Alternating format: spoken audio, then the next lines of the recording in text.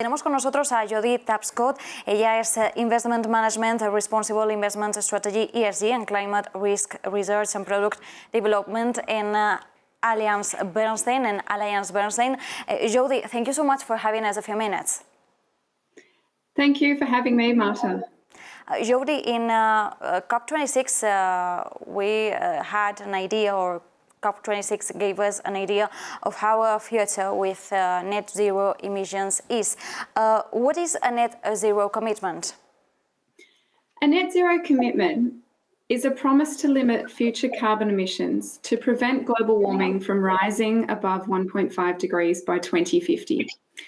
In general, a net zero commitment requires a business to reduce its carbon emissions over time, proportionate to the amount that they contribute.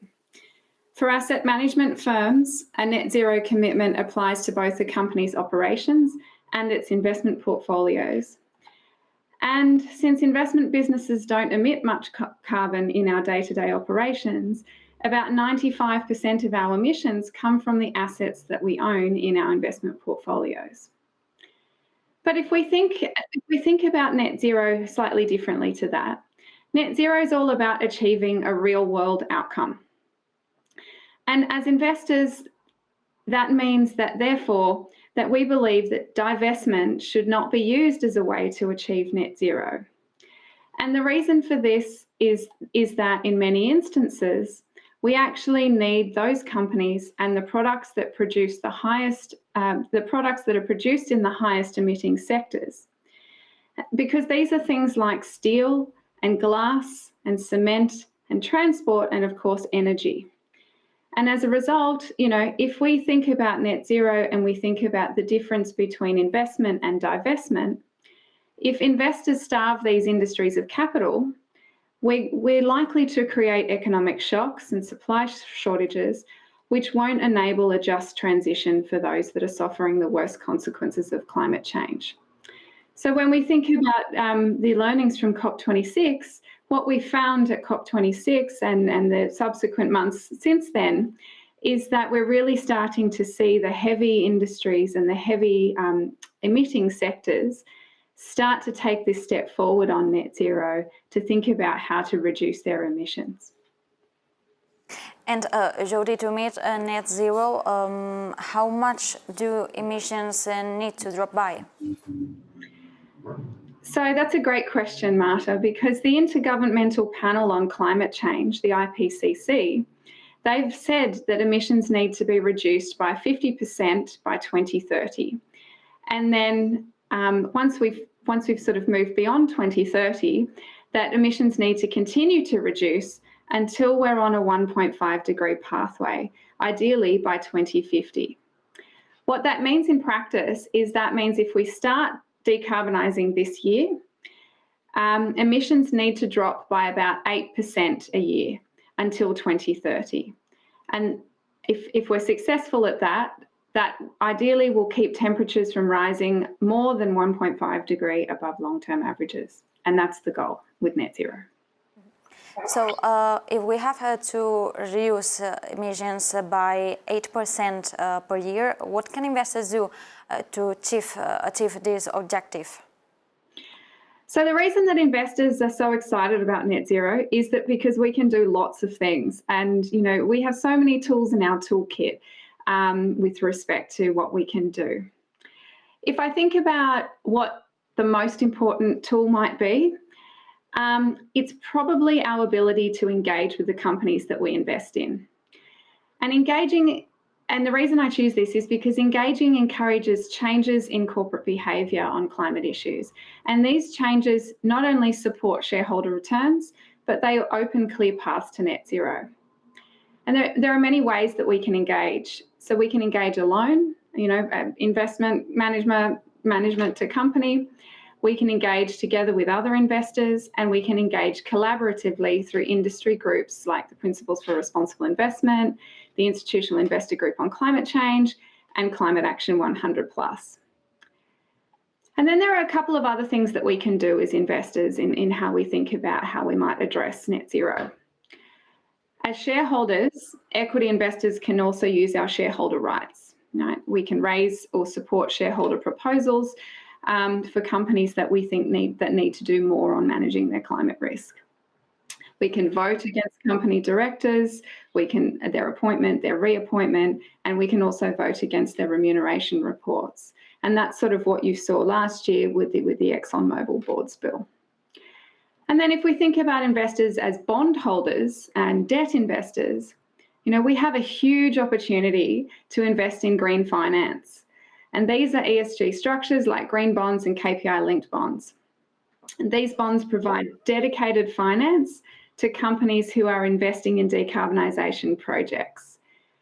And what gets me excited about green bonds and our ability to allocate to green finance is that these securities allow us to allocate capital to company projects that are doing things like developing transmission lines to transmit offshore wind power to the electricity grid, to convert power stations from coal or gas to biomass and hydrogen, and to scale up recycling plants that focus on, reducing plastic waste. And in fact, AB has investments in green bonds that do all of those things. We actually have over 10 billion in ESG structures, and we intend to grow that to over 20 billion in the coming years. And Jodie, how is AB Alliance Bernstein engaging on this net zero goal? Yeah, as I mentioned earlier, engagement is really, I think, our key tool in our toolkit when it comes to contributing to net zero. And so Alliance Bernstein engages for two reasons. We engage for insight and we engage for action. And if we think about engaging for action on net zero, the biggest thing that we do is we run a thematic engagement campaign every year. Over the past 2 years, we've focused on climate change as a major theme, and we've engaged with over 300 companies to encourage them to develop climate change strategies, to set decarbonisation targets, and to make sure that they're disclosing these to investors. We've actually been really successful with these campaigns, and we've had close to 70% of the companies that we've engaged, they've agreed to improve their decarbonisation metrics and targets.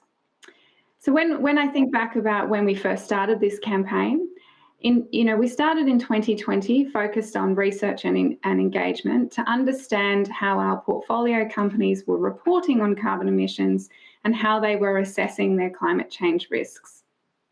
And then last year, we shifted towards engaging for action on those companies and advancing company-specific commitments to climate action.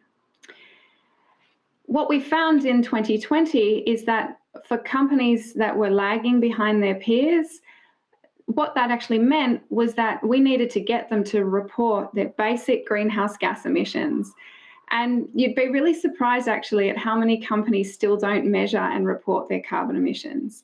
So that's really why, the EU's Corporate Sustainability Reporting Directive and the new SEC Climate Disclosure Proposal is so important, because that will mandate and require companies to start producing these basic metrics.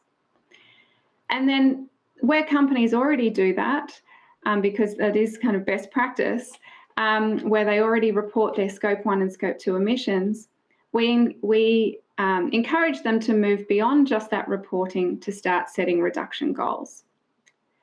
And then obviously there's a few companies there that already have carbon reduction goals. And so, we escalated the expectation even more and asked them to align with the Paris Agreement and net zero. So when we look at the companies in our portfolios that are leading on carbon emissions, the final thing that we need to do now is to understand whether their goals, their targets, their metrics are actually feasible, and to assess how thorough their plans are and whether the plans will be successful in transitioning in their transition to net zero, and what else needs to happen. And sometimes that might be that they actually need to work within their value chain, to work with their suppliers or to work with the companies that they supply to reduce emissions across the value chain rather than just focusing on themselves. And a great example of all of this engagement work that we've had underway and that where we've been successful is an American energy provider called Black Hills Energy. They provide electricity and gas to thousands of American homes.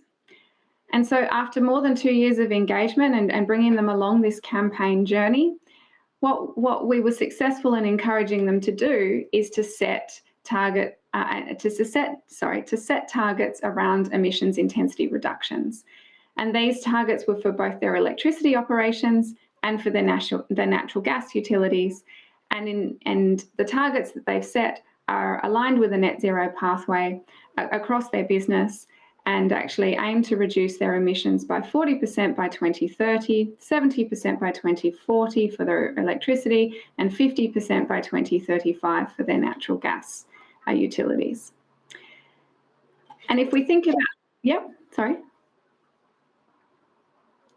Marta, you had a question? Sorry, I didn't want to interrupt. You can follow.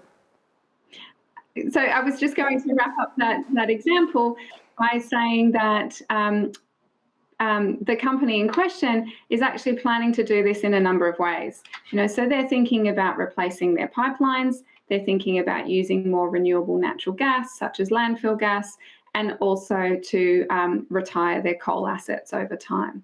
So that really shows you the power of engagement and why we think it's the most important tool in achieving net zero.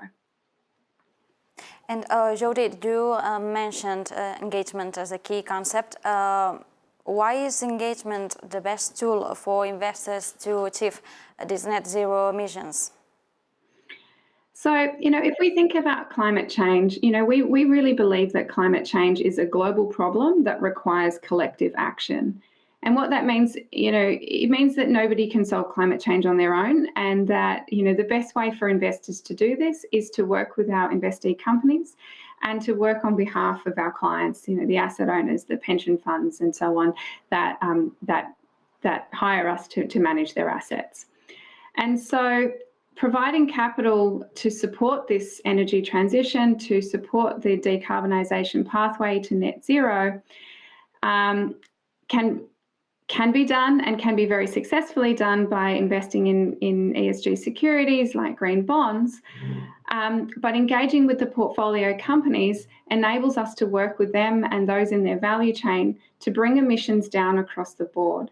And so not only are we providing the transition capital to ensure that they can transition their businesses, but we're speaking to them to help them achieve their objectives, to set their metrics and targets, and to map out their implementation plans on how they're going to spend that capital and how they're actually going to meet those decarbonisation objectives. And what that really means in a nutshell is that for Bernstein, engaging for net zero enables us to create the real world impact. And that's really what we're trying to achieve here. Jodie Tapscott, thank you so much for this vision about which is the main commitment now in net zero emissions and what can do investors for this for meeting this goal. Thank you so much. Thank you, Marta. Appreciate your time.